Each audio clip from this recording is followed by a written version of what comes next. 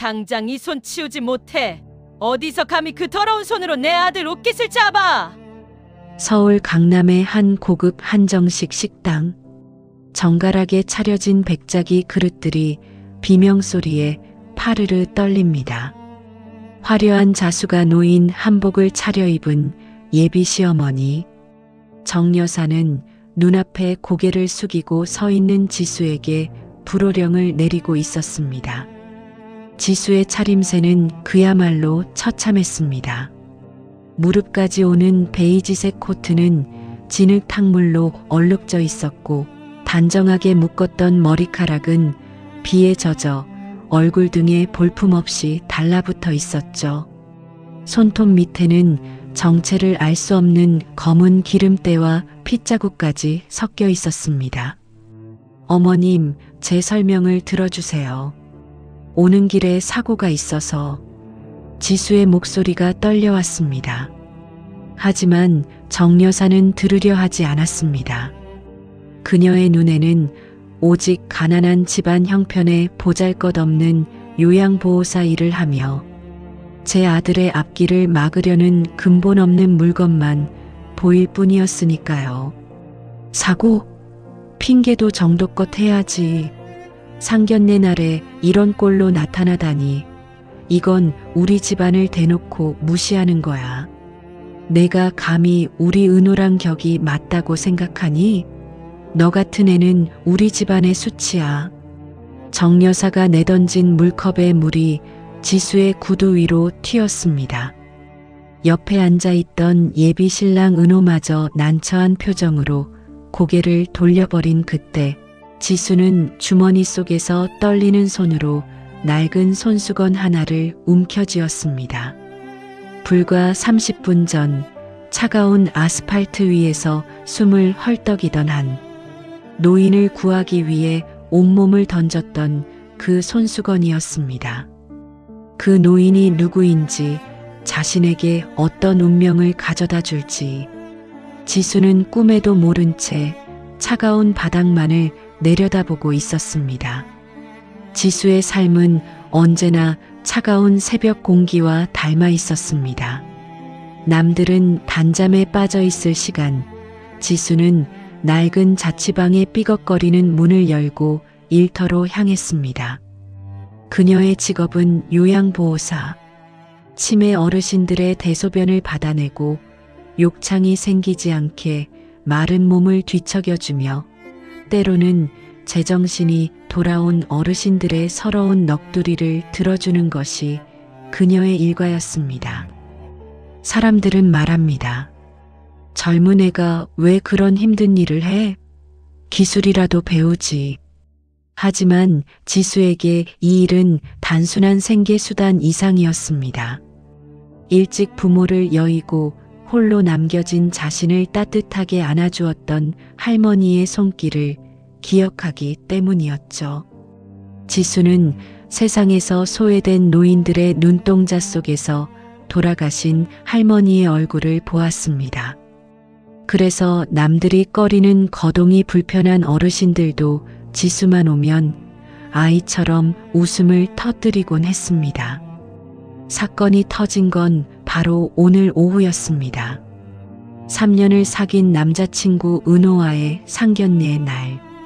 은호는 명문대 출신의 대기업 대리였고 지수는 그저 이름 없는 전문대를 나와 요양보호사로 일하는 평범한 여자였습니다. 은호의 어머니 정 여사는 처음부터 지수를 벌레 보듯 했습니다. 우리 은호 앞길 망치지 말고 조용히 물러나라며 뒤로 불러내 돈 봉투를 내민 적도 한두 번이 아니었죠. 하지만 지수는 은호의 진심만을 믿었습니다. 오늘만큼은 단정하게 보이고 싶어 석 달치 월급을 털어 산 베이지색 코트를 입고 약속 장소로 향하던 길이었습니다. 갑자기 하늘에 구멍이 난 듯 장대비가 쏟아지기 시작했습니다. 버스 정류장에서 내려 식당으로 급히 뛰어가던 지수의 눈에 도로 한복판에 쓰러진 한 노인이 들어왔습니다. 낡은 점퍼 차림의 노인은 흙탕물 범벅이 된 채 가쁜 숨을 몰아쉬고 있었습니다. 주변 사람들은 비를 피하느라 바빴고 혹여나 번거로운 일에 휘말릴까봐 못 본 척 고개를 돌렸습니다. 할아버지, 할아버지 정신 차리세요. 지수는 망설임 없이 빗속으로 뛰어들었습니다. 새로 산 코트가 흙탕물에 젖는 것 따위는 안중에도 없었습니다. 노인은 심근경색 증상을 보이며 얼굴이 파랗게 질려가고 있었습니다. 지수는 요양보호사 교육 때 배운 대로 즉시 심폐소생술을 시작했습니다. 하나, 둘, 셋. 제발, 제발 일어나세요. 가녀린 지수의 팔에 온 힘이 실렸습니다. 빗물인지 눈물인지 모를 액체가 얼굴을 타고 흘렀고 무릎은 거친 아스팔트에 긁혀 피가 배어 나왔습니다. 119 구급차가 도착하기까지의 10분은 지수에게 10년 같은 시간이었습니다. 노인의 맥박이 겨우 돌아오고 구급대원에게 그를 인계했을 때 지수의 온몸은 이미 넉마가 되어 있었습니다. 시계를 보니 상견례 시간은 이미 20분이나 지나 있었습니다. 지수는 엉망이 된 몰골로 식당을 향해 달렸습니다. 여러분, 만약 여러분이 지수였다면 중요한 상견례를 앞두고 길에 쓰러진 모르는 노인을 구할 수 있으셨을까요? 지수의 따뜻한 마음에 공감하신다면 댓글로 지수야 힘내라고 한마디씩 남겨주세요. 식당 문을 열자마자 쏟아진 건 걱정이 아닌 경멸의 시선이었습니다. 정 여사는 지수의 꼴을 보자마자 코를 쥐어짜며 비명을 질렀습니다. 어디서 이런 고약한 냄새를 풍기며 들어와. 너 지금 일부러 시위하는 거니? 지수는 숨을 헐떡이며 사정을 설명하려 했지만 정 여사의 표독스러운 말은 비수가 되어 꽂혔습니다. 요양보호사라더니 역시 천안이라는 애들은 근본부터 다르구나. 길바닥 노숙자나 상대하다가 우리 은호 상견례를 망쳐? 내 존재 자체가 우리 집안의 수치야. 옆에 있던 은호는 어머니의 섯을 퍼런 기세에 눌려 한마디도 거들지 못했습니다. 오히려 젖은 지수의 모습이 부끄러운 듯 고개를 숙이고 한숨만 내쉴 뿐이었죠. 지수는 가슴이 미어 터지는 것 같았습니다.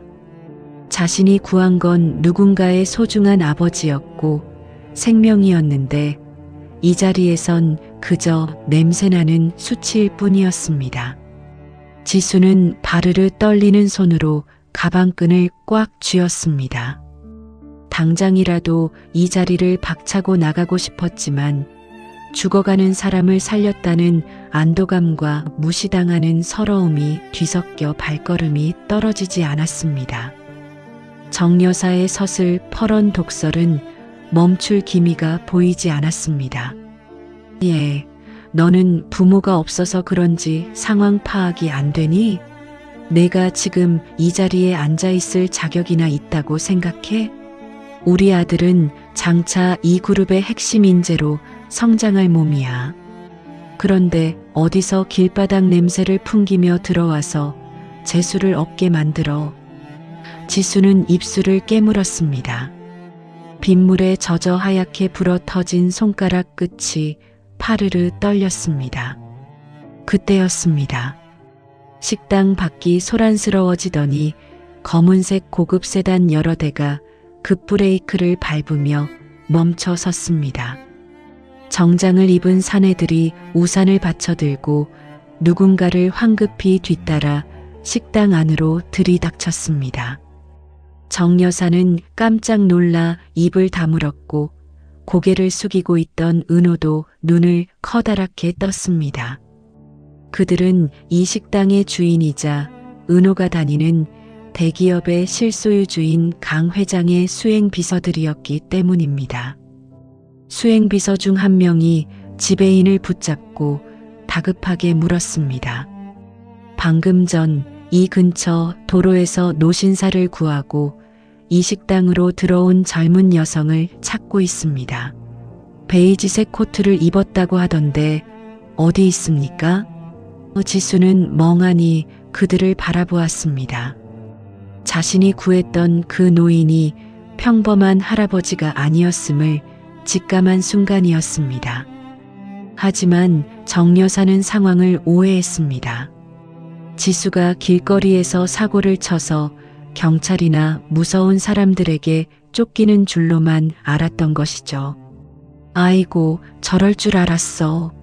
저 사고 뭉치년이 결국 우리 아들 앞길에 죄를 뿌리는구나. 여보세요. 이 계집애가 여기 있어요.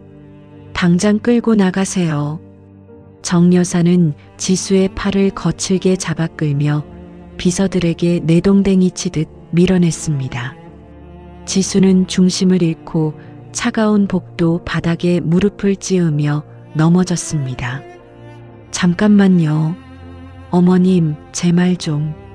지수의 애절한 외침은 정 여사의 비웃음에 묻혔습니다. 어머님? 누가 내 어머님이야. 너랑 우리 은호는 오늘로 끝이야. 파혼이라고. 당장 내 눈앞에서 사라져. 은호 역시 바닥에 쓰러진 지수를 외면한 채 어머니의 등 뒤로 숨어버렸습니다. 지수의 가슴 속에서 무언가 툭 하고 끊어지는 소리가 들렸습니다. 3년을 바친 사랑이 생명을 구한 대가가 고작 이런 멸시와 버림이라니. 비서들은 바닥에 쓰러진 지수를 보고 당황하며 그녀를 부축하려 했습니다. 아가씨, 괜찮으십니까? 회장님께서 지금 응급실에서 깨어나셔서 당신을 찾고 계십니다. 당신이 아니었으면 정말 큰일 날 뻔했다고 생명의 은인을 꼭 모셔오라고 하셨습니다. 지수는 눈물을 닦으며 비서의 손을 뿌리치고 일어섰습니다. 그리고 자신을 벌레 보듯 하는 정 여사와 비겁한 은호를 차갑게 쏘아보았습니다. 걱정 마세요. 제 발로 나가겠습니다. 그리고 다시는 마주칠 일 없을 겁니다. 지수는 엉망이 된 코트 자락을 휘날리며 빗속으로 다시 걸어 나갔습니다. 뒤에서 정 여사가 어머, 저 싸가지 없는 것 좀 봐.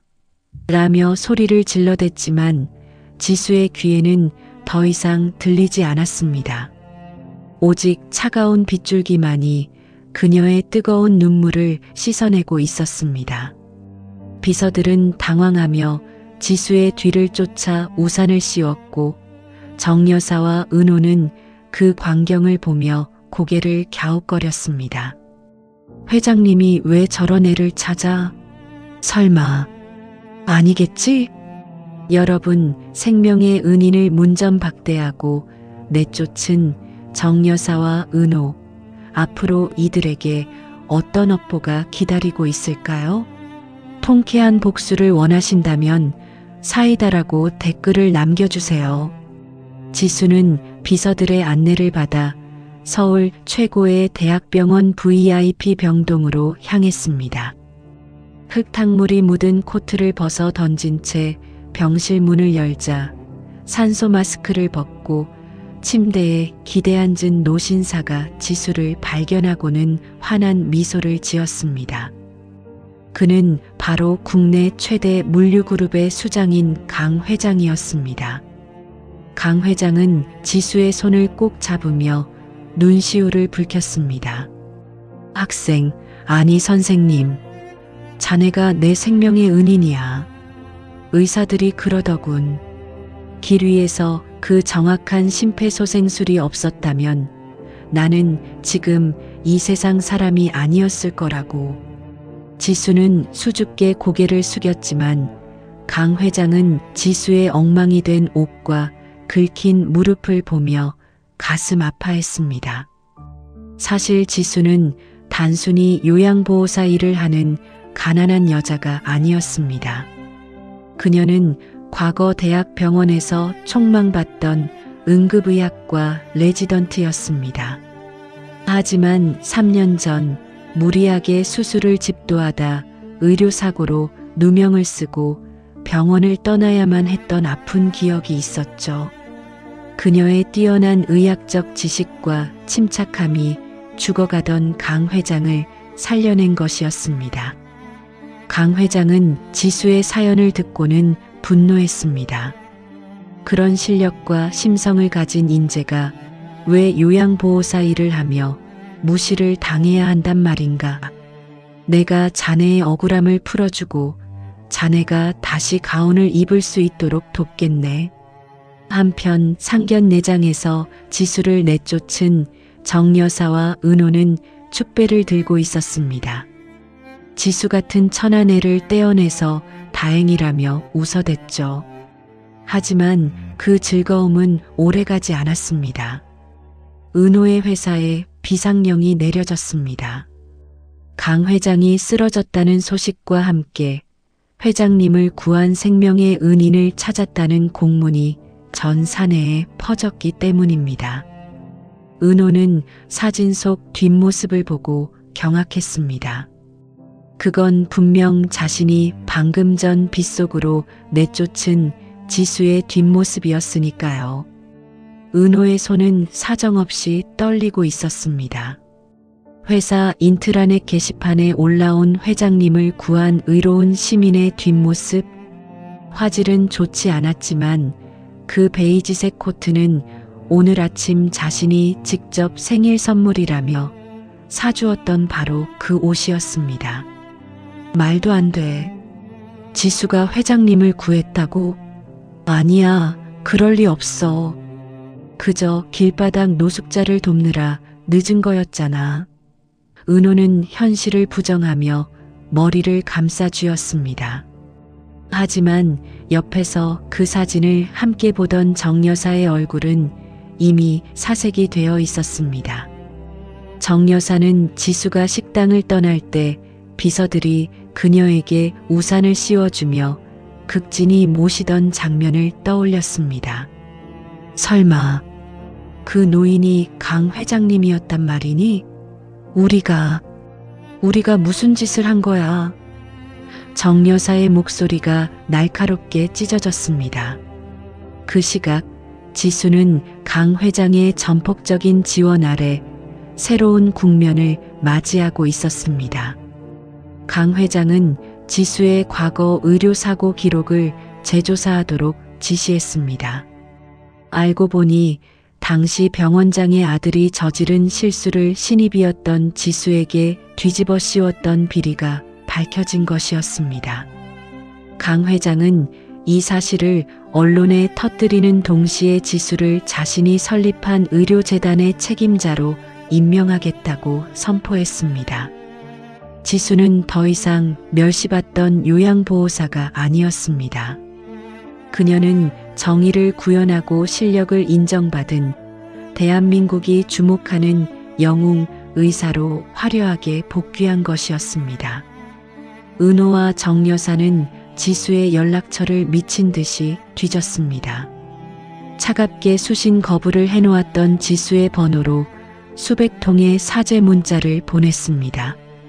지수야, 내가 잠시 미쳤었나 봐. 어머니도 지금 후회하고 계셔. 우리 다시 시작하자. 내가 없으면 나 죽는 거 알잖아. 은호의 비굴한 메시지가 화면을 가득 채웠지만 지수는 단 한 번의 확인도 없이 휴대전화를 내려놓았습니다. 이제 그녀의 눈은 더 높은 곳, 더 따뜻한 곳을 향하고 있었습니다. 정 여사는 급기야 강 회장의 병원 VIP실 앞까지 찾아가 바닥에 엎드렸습니다. 회장님, 제발 한 번만 만나주세요. 제 예비 며느리가 회장님을 구했습니다. 정 여사는 지수를 자신의 며느리라고 사칭하며 병원 로비에서 소란을 피웠습니다. 하지만 보안 요원들에 의해 끌려나가는 그녀의 모습은 추하기 짝이 없었습니다. 지수는 멀리서 그 광경을 차갑게 지켜보았습니다. 한때 가족이 될 뻔했던 사람들의 바닥을 확인한 순간 지수는 비로소 마음속 깊이 묻어두었던 미련을 완전히 털어낼 수 있었습니다. 진실이 밝혀질수록 은호의 입지는 좁아졌습니다. 회사 내에서는 이미 회장님의 은인을 모욕하고 쫓아낸 파렴치한 직원이라는 소문이 파다하게 퍼졌습니다. 은호의 책상은 하루아침에 복도 끝으로 밀려났고 동료들의 경멸 섞인 시선이 화살처럼 꽂혔습니다. 정 여사가 그토록 자랑스러워하던 아들의 앞길은 그녀의 오만한 주둥이 끝에서 처참하게 무너져 내리고 있었습니다. 은호의 대기업 사무실은 차가운 정적으로 가득 찼습니다. 어제까지만 해도 차기 팀장 후보라며 아부를 떨던 동료들은 이제 은호가 지나가기만 해도 오물을 본 듯 자리를 피했습니다. 은호의 책상 위에는 정직 처분 통지서가 덩그러니 놓여 있었습니다. 강 회장의 비서실에서 직접 내려온 지시였습니다. 회사의 명예를 실추시키고 은인에게 씻을 수 없는 모욕을 준 직원을 품을 수 없다는 짧고도 강력한 메시지였죠. 은호는 짐을 싸며 손을 떨었습니다. 자신이 그토록 자랑스러워하던 명함과 사원증이 바닥에 떨어져 짓밟히는 소리가 환청처럼 들려왔습니다. 한편 정 여사의 집 앞은 빚독촉과 항의로 아수라장이었습니다. 강 회장의 생명을 구한 지수를 내쫓았다는 소문이 퍼지자마자 정 여사가 운영하던 프리미엄 반찬 가게의 계약들이 줄줄이 파기되었습니다. 그런 인성으로 만든 음식을 누가 먹겠느냐는 소비자들의 비난이 쇄도했습니다. 정 여사는 평생 쌓아온 인맥과 명성이 단 하루 만에 모래성처럼 무너지는 것을 지켜봐야 했습니다. 그녀는 지수의 집 앞으로 달려가 무릎을 꿇고 통곡했습니다. 지수야, 내가 죽을 죄를 지었다. 한 번만 회장님께 말씀 좀 잘해다오. 우리 은호 인생이 끝장나게 생겼어. 하지만 지수는 대답하지 않았습니다. 그녀는 이미 강 회장의 전폭적인 신뢰 속에 새로운 길을 걷고 있었습니다. 강 회장은 지수의 억울한 누명을 벗기기 위해 최고의 법무팀을 붙여주었고 3년 전 사건의 진실이 세상 천지에 드러났습니다. 지수를 모함했던 병원장은 구속되었고 지수는 명예를 회복하며 대한민국 최고의 심장 전문의로서 다시 가운을 입게 되었습니다. 지수는 거울 속에 비친 자신의 모습을 보았습니다. 흙탕물 묻은 베이지색 코트 대신 눈부시게 하얀 의사 가운을 입은 자신의 모습이 낯설면서도 대견했습니다. 은호는 마지막 희망을 품고 지수가 근무하는 병원으로 찾아갔습니다. 보안 요원들에게 가로막혀 바닥에 나뒹굴면서도 그는 비굴하게 외쳤습니다. 지수야, 나 은호야. 내가 사랑하던 은호라고. 제발 한 번만 만나줘. 지수는 멀리서 차갑게 그를 내려다보았습니다. 한때 인생의 전부라고 믿었던 남자가 저토록 추하게 변할 수 있다는 사실에 지수는 쓴웃음을 지었습니다. 그녀는 비서에게 나직이 말했습니다. 저분을 밖으로 모셔주세요. 그리고 다시는 이 근처에 얼씬도 못하게 법적 조치를 취해 주십시오. 은호는 경비원들에게 끌려나가며 절규했지만 지수의 시선은 이미 수술을 기다리는 환자들의 차트로 향해 있었습니다. 정 여사와 은호의 집안은 파산에 이르렀습니다. 아들의 퇴직금은 위약금으로 모두 날아갔고 정 여사의 가게는 압류 딱지가 붙었습니다. 그들이 그토록 중요하게 여기던 격과 수치는 이제 그들 자신을 가리키는 단어가 되었습니다. 강남의 화려한 한정식 집에서 지수에게 물을 끼얹으며 호통치던 정 여사는 이제 월세방 전전긍긍하며 사람들의 눈초리를 피해 다니는 처량한 신세로 전락했습니다. 뿌린 대로 거둔다는 망고의 진리가 그들의 삶을 처절하게 관통하고 있었습니다. 폭풍우가 지나간 자리에는 맑게 갠 하늘이 찾아왔습니다. 지수는 이제 더 이상 낡은 자취방의 삐걱거리는 문소리에 잠을 깨지 않습니다. 강 회장은 지수에게 재단 소유에 아담하지만 정원이 예쁜 집을 마련해 주었습니다. 그곳은 지수가 어린 시절 할머니와 함께 살고 싶어 했던 꿈속의 집과 꼭 닮아 있었습니다. 지수는 아침마다 정원의 꽃들에 물을 주며 지난날의 상처를 씻어냈습니다. 요양보호사 시절 자신을 따뜻하게 대해주었던 치매 어르신들도 잊지 않았습니다. 그녀는 사비를 털어 그분들이 더 나은 환경에서 치료받을 수 있도록 지원을 아끼지 않았습니다. 강 회장은 지수를 친딸처럼 아꼈습니다. 병원에서 퇴원하던 날 강 회장은 지수의 손을 잡고 수많은 취재진 앞에서 선포했습니다. 이 아이는 내 목숨을 구한 은인이자 우리 그룹이 나아가야 할 진정한 인술의 표본입니다. 지수 양의 이름으로 된 장학재단을 설립해 어려운 환경에서도 꿈을 잃지 않는 예비 의료인들을 돕겠습니다. 지수의 이름은 이제 수치가 아닌 희망의 대명사가 되었습니다. 거리를 지나가면 사람들은 그녀를 알아보고 따뜻한 미소를 건넸습니다. 반면 은호와 정 여사는 세상의 외면 속에 철저히 고립되었습니다. 은호는 재취업을 하려 백방으로 뛰었지만 회장님의 은인을 모독한 자라는 꼬리표는 주홍 글씨처럼 그를 따라다녔습니다. 어떤 회사도 그를 받아주지 않았고 결국 그는 일용직 노동판을 전전하는 신세가 되었습니다.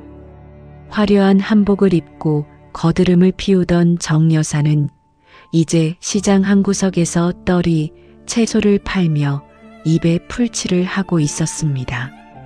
그녀의 손은 지수가 요양보호사 시절 가졌던 그 거친 손보다 더 투박하고 초라하게 변해버렸습니다. 어느 날 지수는 우연히 길에서 채소를 파는 정 여사와 마주쳤습니다. 정 여사는 지수를 보자마자 소스라치게 놀라며 얼굴을 가렸습니다. 하지만 지수는 복수심에 타오르지도 비웃지도 않았습니다. 그저 차분한 눈빛으로 그녀를 바라보다가 자신이 가졌던 따뜻한 음료 한 병을 조용히 갑판대 위에 올려두고 돌아섰습니다. 그것은 용서가 아니라 이제는 더 이상 그들이 자신의 삶에 아무런 영향도 끼칠 수 없다는 완벽한 작별의 인사였습니다. 지수는 다시 병원으로 향했습니다. 하얀 가운을 휘날리며 복도를 걷는 그녀의 발걸음은 그 어느 때보다 가볍고 단단했습니다. 그녀의 손에는 수술 가방 대신 누군가의 생명을 살릴 청진기가 들려 있었습니다. 빗속에서 처절하게 노인을 업고 뛰던 그날의 여경 같은 마음가짐으로 지수는 오늘도 환자의 심장 소리에 귀를 기울입니다. 진정한 귀천은 직업이나 배경이 아니라 사람을 대하는 마음가짐에 있다는 것을 그녀는 온몸으로 증명해냈습니다. 지수는 이제 대한민국에서 가장 존경받는 심장 전문의이자 소외된 이들을 돌보는 의료재단의 이사장으로 우뚝 섰습니다. 그녀의 병원 집무실 한편에는 여전히 먼지가 내려앉은 낡은 베이지색 코트가 소중하게 걸려 있습니다. 사람들은 의아해하며 묻곤 합니다. 원장님, 왜 저런 헌 옷을 버리지 않고 보관하시나요? 그럴 때마다 지수는 인자한 미소를 지으며 대답합니다. 저 옷은 제가 가장 비참했던 날 가장 고귀한 생명을 구했다는 증거거든요. 제가 누구인지 잊지 않게 해주는 제 인생의 훈장입니다. 강 회장은 지수를 단순한 은인을 넘어 수양딸로 공식 입양했습니다. 그가 가진 막대한 부와 권력은 이제 지수의 손을 거쳐 정말로 도움이 필요한 곳으로 흘러가고 있습니다. 지수는 매주 주말이면 직접 청진기를 들고 쪽방촌과 무료 급식소를 찾습니다. 흙탕물 범벅이 되어 노인을 업고 뛰던 그날의 초심을 잃지 않기 위해서입니다. 그녀가 가는 곳마다 노인들은 그녀의 손을 맞잡으며 우리 선생님, 우리 생명의 은인이라며 눈시울을 붉힙니다. 그것은 그 어떤 화려한 상견례장의 보석보다도 빛나는 진정한 격이었습니다. 효과음 바람 소리와 함께 멀어지는 자동차 소리. 반면 은호와 정여사의 소식은 이제 누구의 관심도 끌지 못하는 낙엽처럼 흩어졌습니다. 은호는 일용직 현장을 전전하다 사고로 다리를 다쳐 병원 신세를 지게 되었는데 공교롭게도 그가 실려간 곳은 지수가 후원하는 자선병원이었습니다. 병실 복도에서 우연히 마주친 지수의 뒷모습을 보며 은호는 차마 말을 걸지 못한 채 이불을 뒤집어 쓰고 통곡했습니다. 정여사 또한 시장 구석에서 상인들에게 무시당하며 살아가다 뒤늦게 깨달았습니다. 자신이 수치라고 불렀던 그 여자가 사실은 자기 집안을 살릴 유일한 복덩이였다는 것을요. 하지만 버스는 이미 떠났고 남은 것은 뼈저린 후회뿐이었습니다. 지수는 오늘도 병원 옥상 정원에서 서울 시내를 내려다봅니다. 빌딩 숲 사이로 지는 노을이 그녀의 하얀 가운을 황금빛으로 물들입니다. 그녀는 이제 압니다. 진정한 인생의 승리는 남을 짓밟고 올라가는 것이 아니라 쓰러진 이를 일으켜 세우는 손길에 있다는 것을요. 지수의 입가에 옅은 미소가 번집니다. 그녀의 헌신과 사랑은 앞으로도 수많은 이들의 심장을 다시 뛰게 할 것입니다.